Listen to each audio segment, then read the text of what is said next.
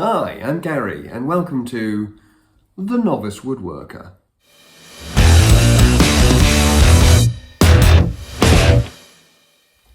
Hi, so today I've got a bit fed up with constantly using the tiny ruler as my marking gauge. So I'm going to use some spare bits of wood and create a board to help me get the right measurements for my 25-degree angle, 30-degree angle, 35-degree angle, and so on. Really simple. Just going to take a big block of wood, like that. Keep it square, obviously. And then I'm going to cut this into some small sections and use my tiny ruler to put them at different lengths, so that I can use this board as a way of making sure that my chisels and plane blades are the right length to get the right angles. So this is how I'm going to do it. So the eagle-eyed amongst you might have noticed that the top of my workbench has changed. Again, got a little bit fed up with not actually being able to do anything very well. So from Juicins, I picked up again some scrap bits of wood for free. Used the old jaws as a template and have just stuck on these two bits of timber to give myself a solid surface to do stuff on. So got some new jaws. Alright, so the first thing I'm going to do is I'm just going to take off this end. I've squared it off with a ruler. Just going to take this end. Again, I don't have clamps at the moment.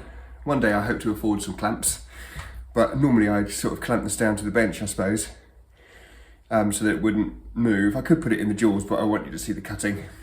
So, cross-cut side with my crazy ninja sword. Go back to that angle. I do tend to go back to my old ways, but this is a lot easier.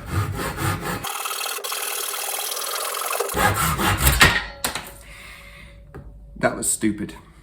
You can see, I've just split the end there.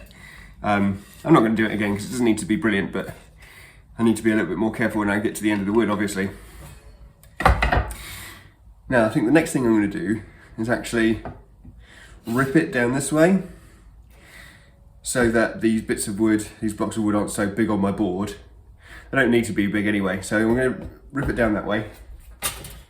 Let's just make sure this edge is square, which it is not. So I will square this edge properly. Just going to take off a little bit more. And also take off that chip at the same time. There we go. I've got plenty of this as scrap to practice with, so I can make those mistakes. Right, let's try again. Let's try and get this square down that line.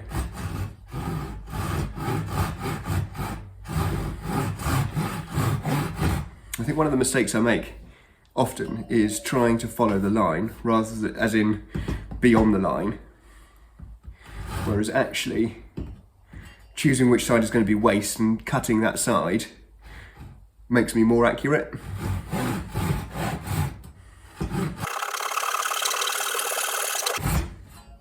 I can already see that I've followed that line much better because I've gone down the side of it rather than on top of it.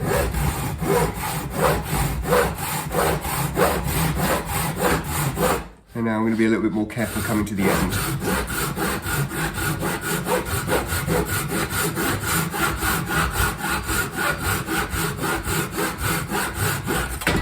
There we go. Yeah, that's much better. Let's just check if it's square this time. Yeah, it's square. It's pretty cool. Right. So yeah, I'm going to rip it down the middle. Because I've got two square sizes here, or it's square all the way around here, I'm going to use these two clean edges to be the actual point of the board. So again, it doesn't matter so much about this one, although I am going to try and be accurate. It's about 3.5 centimetres down the middle. I'm not going to rip it all the way down, because again, I'm only actually going to start with sort of 4 or 5 blocks on the board. I can always add to if I feel the need.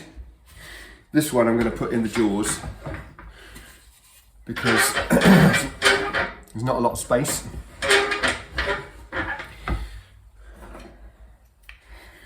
And these are my two plasticky ready things.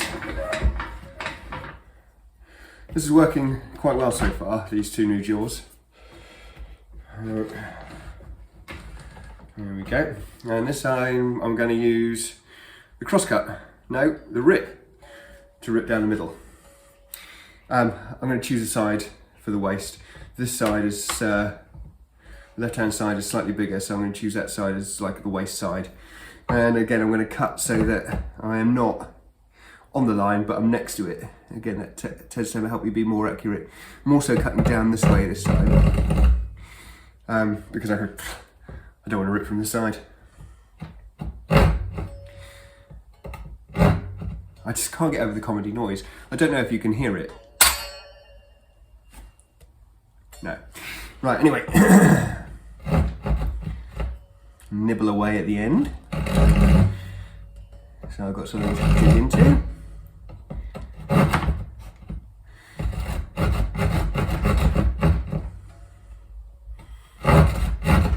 Might actually use a crosscut to start me.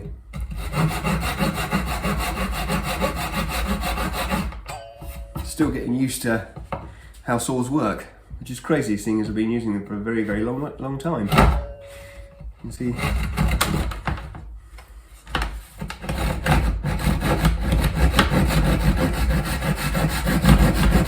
It's got going now. And these jaws aren't holding anything particularly safe. There we go. Alright, let's try again.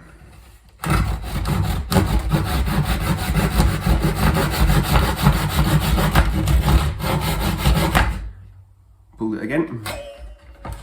What I need is a kind of a backstop, don't I? To stop it from going everywhere.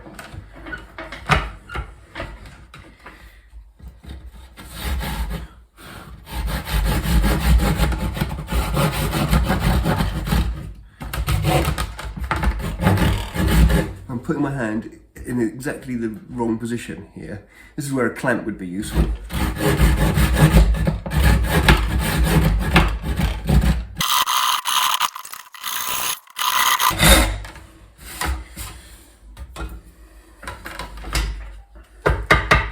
Right, so I've ripped down that line there. And then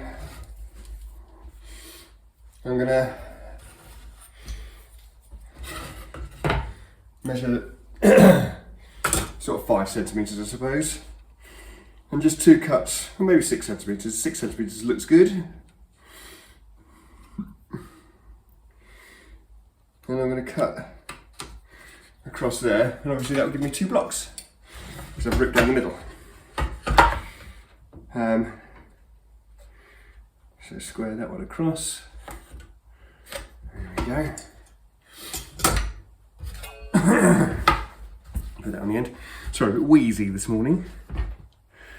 And again, choose my waist side.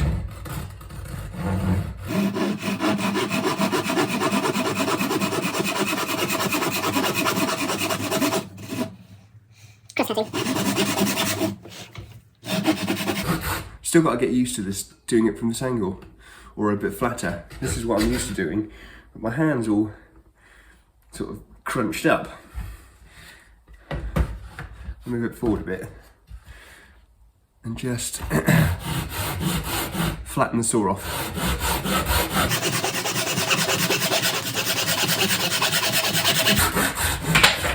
1, 2. 2 blocks. There they are. That was the ripped edge. Yeah. But that's the edge I'm going to use on my bits of wood. First 2 done. Right. Just do 2 more.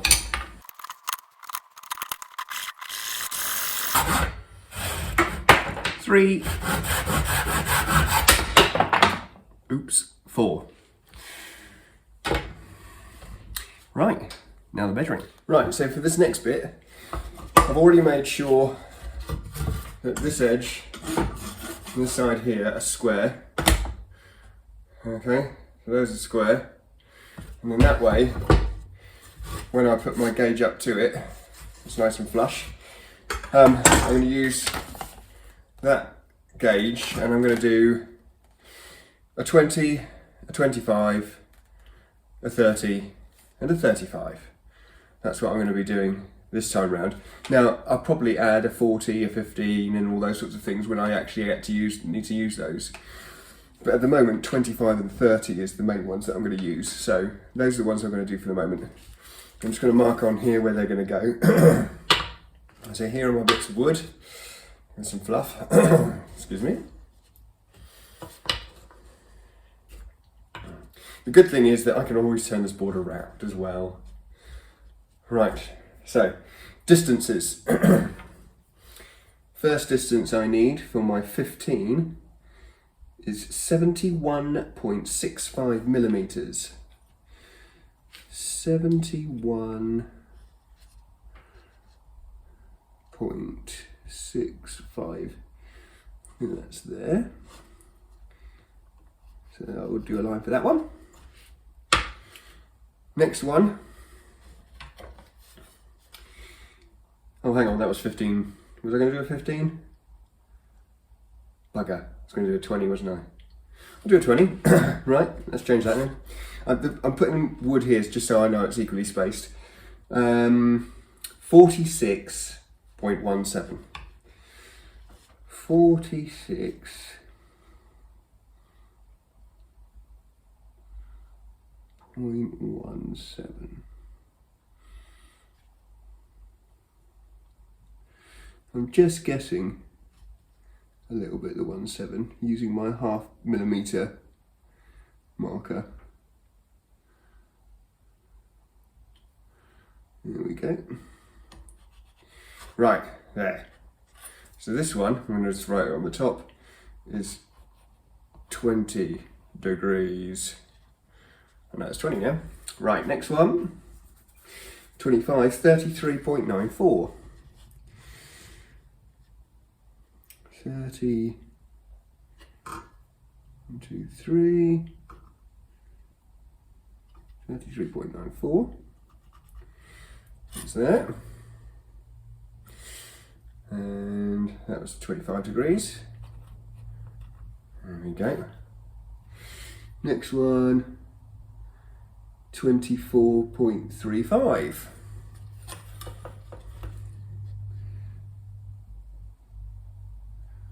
That's 24.35. There we go. That is my 30 degree, and then one more for 35. 35 degrees, 17.39.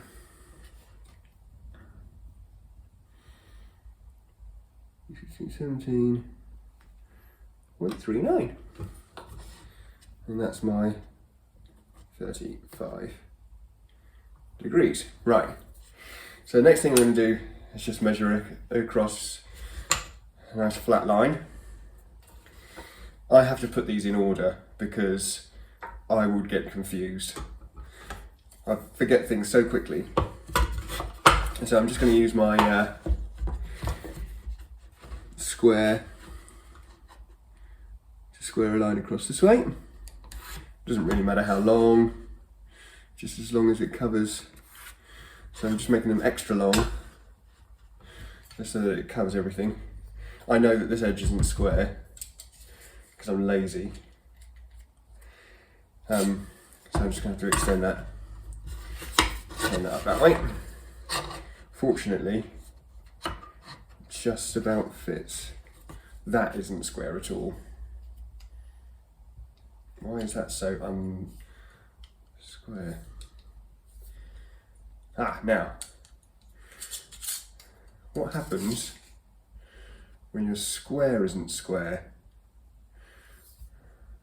As soon as I get towards this end, it doesn't like me much anymore. Anyway, let's see if that's better.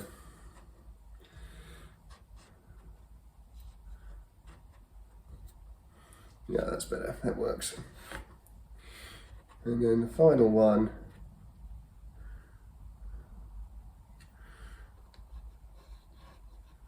is there. Cool. So, I'm going to glue those on, leave them for, I don't know, as long as I need, and that will be my board ready for sharpening.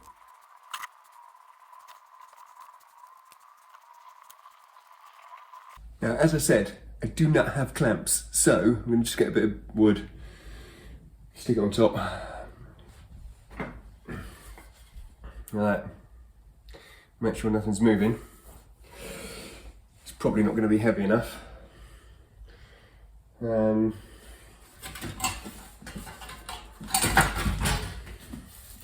Modern practical joinery, that can go on top as well. There we go. Just going to check to make sure they're all on their lines, which they are, and I'll leave that to dry. So here we go, the moment of truth. Take the wood and modern practical joinery off.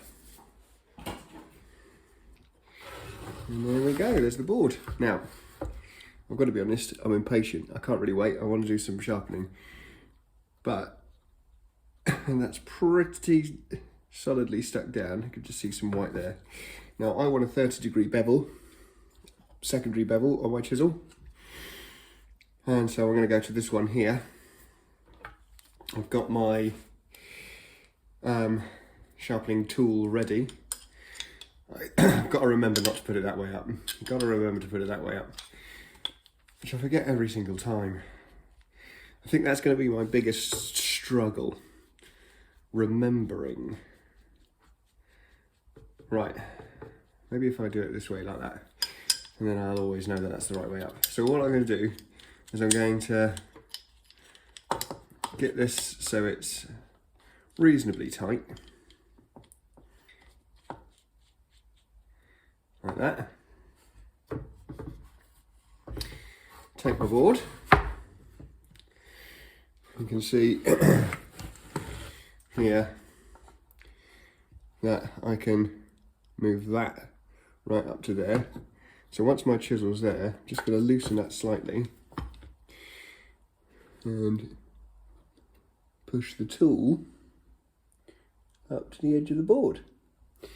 Now, I'm going to tighten that, but I'm going to try it a different way. I'm actually going to try it that way up, because then I think I can seat it a bit more easily in there. I say I think I can seat it a bit more easily. This is really awkward.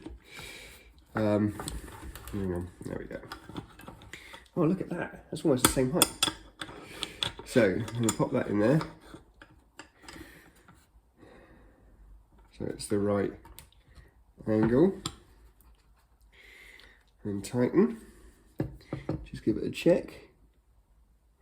A little bit too long.